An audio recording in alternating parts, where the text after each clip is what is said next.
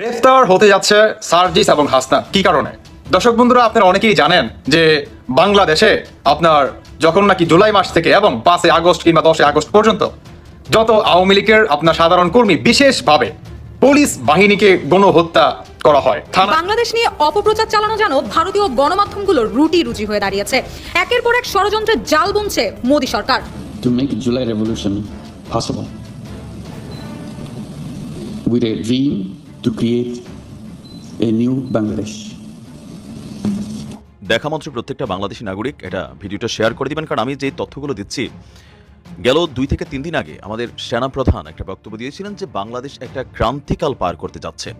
এরপরই একের পর এক ঘটনা ঘটছে। এর মাঝখানে আজকে যুক্তরাজ্য তারা যে তথ্য প্রতিবেদন প্রকাশ করেছে, এই তথ্য প্রতিবেদন প্রমাণ করে যে সম্ভবত আমাদের সেনাবাহিনীর যারা গোয়েন্দা ইউনিট তারাও এই বিষয়টা সম্পর্কে অবগত। দর্শক, আসসালামু আলাইকুম রহমতুল্লাহ, সবাই কেমন আছেন? আশা করি সবাই অনেক অনেক ভালো এবং সুস্থ আছেন। সবাইকে স্বাগতম জানাচ্ছি আমাদের আরেক নতুন ভিডিওতে। প্রতিদিনের মতো আমি আব্দুল বাসির রিয়াদ ফারুকী আবার চলে আসলাম নতুন একটা ভিডিও নিয়ে। দর্শক, আজকের ভিডিও টাইটেল এবং থাম্বনেল দেখে ইতিমধ্যে বুঝতে পেরেছেন আজকে কি বিষয়টা নিয়ে কথা বলবো। ভিডিওর শুরুতে কিছু অংশ বিশেষ দেখে ইতিমধ্যে বুঝতে পেরেছেন ভিডিওর অংশ বিশেষ। তো দর্শক, আর বেশি কথা বলছি না, আমরা ভিডিওর বাকি অংশগুলো দেখে আসবো। তার আগে আপনাদেরকে ছোট্ট একটি অনুরোধ জানিয়ে রাখতে চাই, যারা আমাদের এই চ্যানেলটিতে নতুন আছেন চ্যানেলটি সাবস্ক্রাইব করে সাথে থাকবেন। যারা ইতিমধ্যে সাবস্ক্রাইব করেছেন তাদেরকে অসংখ্য ধন্যবাদ জানিয়েই মূল আলোচনায় চলে যাচ্ছি। সবাইকে অনুরোধ করবো ভিডিওটি ধৈর্য সহকারে শেষ পর্যন্ত দেখেন।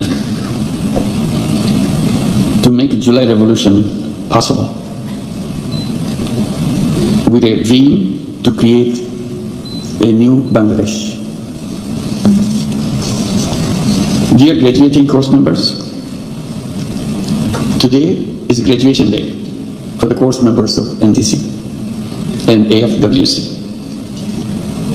which is definitely a great milestone in their professional careers. A long year of hard work and dedication comes to an end to this beautiful ceremony this morning. But it also puts you aptly in a position to take on greater responsibilities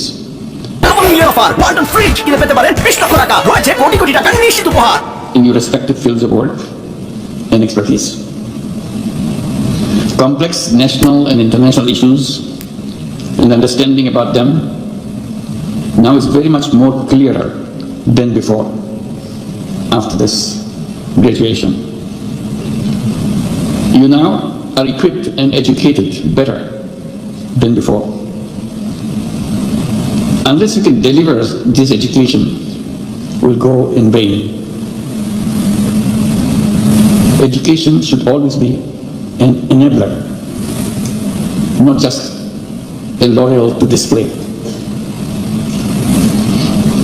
Distinguished course members, please remember, globally we are at strategically critical times, and Bangladesh is no exception to that. Ramifications of our actions will have far-reaching consequences in near and far future. We must continue to remain steadfast in our resolve. It is only the people of a nation that can decide on the destiny of their nation. To try, we need to be together more than ever before. Global challenges do not belong to anyone alone, any one nation alone. They need multilateral efforts to overcome. দর্শক, বাংলাদেশ নিয়ে অপপ্রচার চালানো যেন ভারতীয় গণমাধ্যমগুলোর রুটি হয়ে দাঁড়িয়েছে। একের পর এক ষড়যন্ত্রের জাল বুনছে মোদী সরকার। আমি যদি আপনাদের একটু দেখানোর চেষ্টা করি, দেখুন কিভাবে বাংলাদেশ বেনাপোল সীমান্তে একের পর এক উগ্রবাদী দিয়ে বিজেপিকে কোণঠাসা করার চেষ্টা চালাচ্ছে।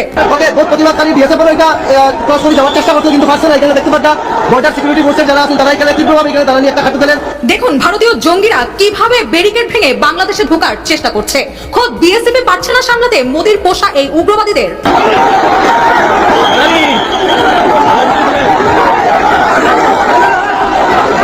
বাংলাদেশের সংখ্যালঘু নির্যাতন নিয়ে মাথা ঘামানো ভারত নিজেদের সংখ্যালঘুদের নিরাপত্তাই ঠিকমতো দিতে পারছে না। দেখুন কিভাবে একের পর এক মসজিদ গুড়িয়ে দিচ্ছে।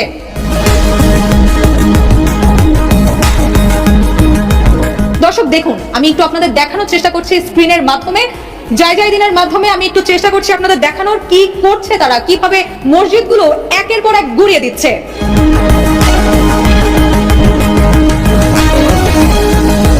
মসজিদের স্থানে মন্দির থাকার দাবি তুলে একের পর এক মসজিদ গুড়িয়ে দিচ্ছে। ঐতিহাসিক আজমের শরীফ ভাঙারও পরিকল্পনা এঁটেছে মোদী। কি চাইছে মোদী সরকার? তারা কি সেদেশে মুসলিমদের থাকতে দিবে না? কেন এত বর্বরতা? এদিকে শেখ হাসিনাকেও এখনো সামনে আনছে না মোদী। কোথায় লুকিয়ে রেখেছে বাংলাদেশের সাবেক প্রধানমন্ত্রীকে? কেন এর জবাব দিচ্ছে না ভারত?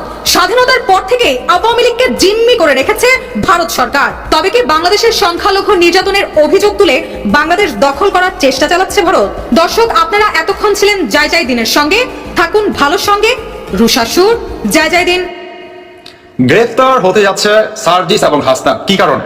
দর্শক বন্ধুরা, আপনারা অনেকেই জানেন যে বাংলাদেশে আপনার যখন নাকি জুলাই মাস থেকে এবং 5 আগস্ট কিংবা 10 আগস্ট পর্যন্ত যত আওয়ামী লীগের আপনার সাধারণ কর্মী বিশেষভাবে পুলিশ বাহিনীকে গণহত্যা করা হয়, থানায় ঢুকি ঢুকি তাদেরকে হত্যা করা হয়, এই বিচার কিন্তু বাংলার মাটিতে এখন পর্যন্ত কেউ দাঁড়িয়ে কথা বলার সেই সাহস পায় নাই, অবশ্য না পাওয়ারই কথা। অসৎ অফিসার ছিল কিংবা স্টুডেন্টদের উপর গুলি চালাইছে কিংবা বাইরে হামলা করেছে, তাহলে আমাদের পরিবারে আমি সবাই আমরা মেনে নিব, যেটা হবে সেটা মেনে নিব। কিন্তু সে তো সেটা করে নাই, সে তো জনগণের স্বার্থে ইভেন সে মানে 12:30টার দিকে মাইকে বলছে, পাশের মসজিদ ছিল, বলছে যে থানা জনগণের, আপনারা থানা ভাঙচুর করেন না, এটা রাষ্ট্রীয় সম্পদ রক্ষা করার জন্য সে থানা থেকে বের হয় নাই। এবং তাকে, আমার তো ভাই, ঠিক আছে, আমরা তো দেখেছি, জনগণ তো আসলে দেখে নাই যে আসলে ওদেরকে কিভাবে হত্যা করেছে। ওরা তো নিউজে শুনেছে 13 জন পুলিশ সদস্যকে পিটিয়ে পানিতে চুপে হত্যা করা হয়েছে, কিন্তু আমরা তো আমার ভাইকে দেখেছি যে কিভাবে নৃশংসভাবে হত্যা করা হয়েছে। আমার ভাই খুবই সুদর্শন একটা মানুষ ছিলেন, তার পুরো শরীরে মানে কোনো জায়গা নেই, তার ডান হাত বাম হাত সব ভেঙে ফেলছে।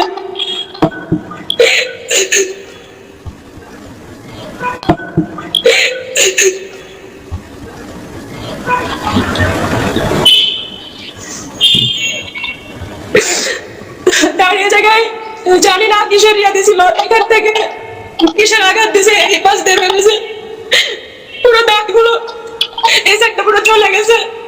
তারপরে মাথায় কিসের কোপ দিছে, সেখানে পুরো মাথাটা ইয়ে হয়েছে। ওরা তো ইউনিফর্ম অবস্থায় ছিল, সবগুলো অফিসার ইউনিফর্ম অবস্থায় ছিল, সেখানে তাদেরকে ইউনিফর্ম একটা রাষ্ট্রীয় পোশাক খুলে তাদেরকে এভাবে নৃশংসভাবে হত্যা করলো। সেটার বিচার তো অবশ্যই আমরা চাইবো, অবশ্যই চাই যে যারা আমার ভাইয়া সহ অন্যান্য পুলিশ অফিসারদেরকে এভাবে নৃশংসভাবে হত্যা করেছে তাদের বিচার আমরা প্রধান উপদেষ্টার কাছে চাই।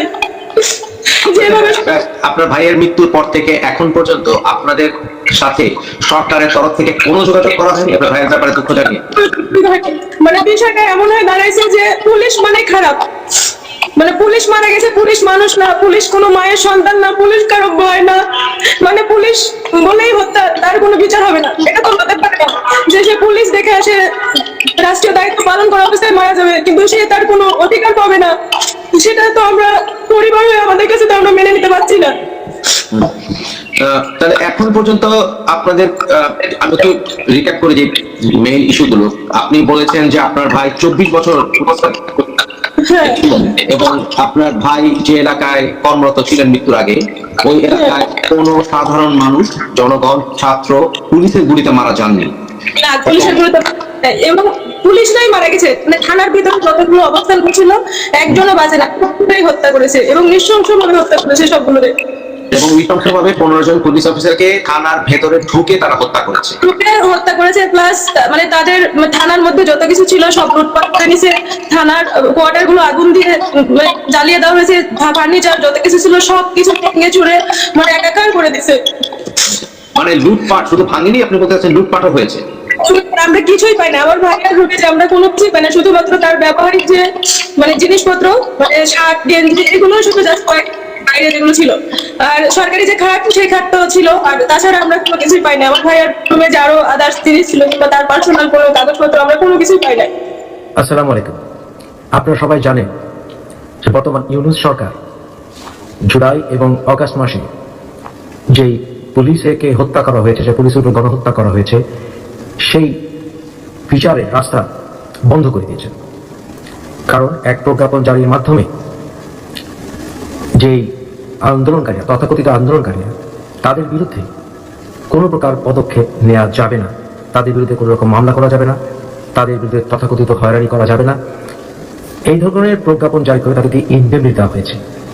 কিন্তু আমার কাছে আপনারা অসংখ্য তথ্য পাঠিয়েছেন, বিশেষ করে যে সকল পুলিশ ভাইরা মারা গেছেন, তাদের পরিবারের সদস্যরা, যারা চাকরি হারিয়েছেন অথবা যারা নানানভাবে ভিকটিম হয়েছেন, আমাকে অসংখ্য তথ্য পাঠিয়েছেন, প্রমাণাদি পাঠিয়েছেন। আমি কিছু সমস্যায় পড়েছিলাম যখন আপনাদের কাছ থেকে কিছু উইটনেস স্টেটমেন্ট পাওয়া আমার জন্য দূর হয়ে পড়েছিল, কারণ আপনারা অনেকেই অত্যন্ত ভয়ে আছেন। কিন্তু আলহামদুলিল্লাহ শেষ পর্যন্ত আমি আমার প্রচেষ্টা সফল হয়েছি।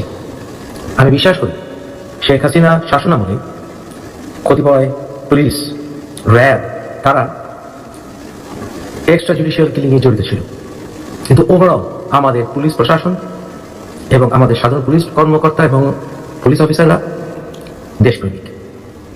তারা তাদের ডিউটিতে থাকাকালীন অবস্থায় এই তথাকথিত প্রটেস্টাররা, আন্দোলনকারীরা, তাদের উপরে আক্রমণ চালায়। অনেক সন্ত্রাসী গোষ্ঠী ওয়েল প্ল্যান্ড, বিভিন্ন পরিকল্পনার মাধ্যমে, বিভিন্ন ষড়যন্ত্রের মাধ্যমে তারা এই সকল পুলিশ অফিসারদেরকে হত্যা করে, অনেকে জখম করে। এই বিষয়গুলো বর্তমান সরকার সম্পূর্ণভাবে বিচারের বাইরে নিয়ে গেছে। তাই আমি চাই যে বাংলাদেশের পুলিশ ভাইরা এবং তাদের পরিবারের সদস্যরা সুষ্ঠু বিচার পাক, আজ না হয়। আজকের এই ভিডিওটা অতি গুরুত্বপূর্ণ। দেখা মাত্র প্রত্যেকটা বাংলাদেশী নাগরিক এটা ভিডিওটা শেয়ার করে দিবেন, কারণ আমি যে তথ্যগুলো দিচ্ছি, গেল 2 থেকে 3 দিন আগে আমাদের সেনাপ্রধান একটা বক্তব্য দিয়েছিলেন যে বাংলাদেশ একটা ক্রান্তিকাল পার করতে যাচ্ছে। এরপরই একের পর এক ঘটনা ঘটছে। এর মাঝখানে আজকে যুক্তরাজ্য তারা যে তথ্য প্রতিবেদন প্রকাশ করেছে, এই তথ্য প্রতিবেদন প্রমাণ করে যে সম্ভবত আমাদের সেনাবাহিনীর যারা গোয়েন্দা ইউনিট তারাও এই বিষয়টা সম্পর্কে অবগত। দর্শক, বাংলাদেশে ভয়াবহ সন্ত্রাসী হামলা হতে যাচ্ছে, আর এ নিয়ে যুক্তরাজ্য তাদের দেশের যারা নাগরিক বাংলাদেশে বসবাস করছেন তাদের জন্য কিন্তু তারা সতর্ক বার্তা পাঠিয়েছে। বাংলাদেশে হামলার চেষ্টা করতে পারে সন্ত্রাসীরা, এমন আশঙ্কা থেকে ব্রিটিশ নাগরিকদেরকে সতর্ক করেছে যুক্তরাজ্য সরকার। বাংলাদেশে ঠিক কোথায় এই সন্ত্রাসী হামলাটি ঘটবে তা সুনির্দিষ্টভাবে বলা না হলেও কয়েকটি জায়গাকে বলা দিয়ে, মানে কয়েকটি জায়গার লোকেশন তারা বলেছে। আর অফকোর্স এই জায়গাগুলো থেকে আমাদেরও ধারণা ভবিষ্যতে কোনো বড় ঝামেলা হলে এখানেই হবে। নাম্বার 1 হচ্ছে রাঙামাটি। আপনারা জানেন যে রাঙামাটি, নাম্বার 2 হচ্ছে খাগড়াছড়ি, নাম্বার 3 হচ্ছে বান্দরবান। এই 3 এলাকা থেকে ভ্রমণে বিরত থাকতে সতর্ক করা হয়েছে। আমাদেরও যারা বাংলাদেশের মানুষ দেখছেন ভিডিওটা এখন পর্যন্ত যারা শেয়ার করেন নাই, শেয়ার করে দিবেন, কারণ ওই অঞ্চলগুলোতে এখন শীতের মৌসুম, হাজার হাজার মানুষ পর্যটক হিসাবে কিন্তু ভ্রমণ করতে চাচ্ছে। 3 ডিসেম্বর হালনাগাদ করা, মানে আজকে হালনাগাদ করা সতর্ক বার্তায় বলা হয়েছে জনাকীর্ণ এলাকা, ধর্মীয় স্থাপনা, রাজনৈতিক সভা, বিভিন্ন সমাবেশ সহ বিভিন্ন জায়গায় এই হামলা হতে পারে। আবারও বলছি, ধর্মীয় স্থাপনা যেমন হিন্দুদের মন্দির বা হতে পারে মসজিদ, অথবা ধরুন খ্রিস্টানদের চার্চ, প্যাগোডা, এর পাশাপাশি রাজনৈতিক সভা, বিএনপি বা জামাত বা বিভিন্ন জায়গায়। এরপরে বলা হচ্ছে আপনার সমাবেশ, বিভিন্ন কারণে এখন বিভিন্ন জায়গায় প্রতিবাদ চলছে, বিক্ষোভ চলছে, আন্দোলনের জন্য দাবি দেওয়ার জন্য এই জায়গাগুলো টার্গেট হতে পারে।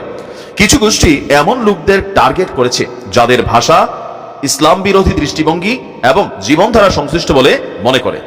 আবারও বলি, টার্গেটটার মধ্যে এখানে আসলে কোন ধরনের তথ্য আমি বুঝি নাই। এখানে দেখেন বলা হচ্ছে যে কিছু গোষ্ঠী এমন লোকদের টার্গেট করছে যাদের ইসলাম বিরোধী দৃষ্টিভঙ্গি, মানে হতে পারে হিন্দুরা, হতে পারে অন্যান্য জায়গার, এবং জীবনধারা সংশ্লিষ্ট বলে মনে করে। আপনার সংখ্যালঘু ধর্মীয় সম্প্রদায়ের বিরুদ্ধে পুলিশ এবং নিরাপত্তা বাহিনীকে লক্ষ্য করে মাঝে মধ্যেই হামলার ঘটনা কিন্তু ঘটেছে। বাংলাদেশি কর্তৃপক্ষ পরিকল্পিত হামলা ঠেকাতে কাজ চালিয়ে যাচ্ছে। সংক্ষিপ্ত নোটিশে নিরাপত্তা বাহিনীর উপস্থিতি বৃদ্ধি এবং চলাচলে নিষেধাজ্ঞা জারি করা হতে পারে বলেও আপনার এখানে তথ্য এসেছে। এছাড়াও আপনার চারপাশে পরিবেশ সম্পর্কে সচেতন থাকারও পরামর্শ দিয়েছেন যুক্তরাজ্য। তো প্রিয় দর্শক, ভিডিওটি সম্পর্কে আপনার মতামত দ্রুত কমেন্টে জানিয়ে ফেলুন। আর যদি আমাদের চ্যানেলটিতে নতুন থাকেন অবশ্যই আমাদের চ্যানেলটি সাবস্ক্রাইব করে সাথে থাকবেন। এতক্ষণ সাথে থাকার জন্য সবাইকে অসংখ্য ধন্যবাদ। ভালো থাকবেন, সুস্থ থাকবেন, আল্লাহ হাফেজ।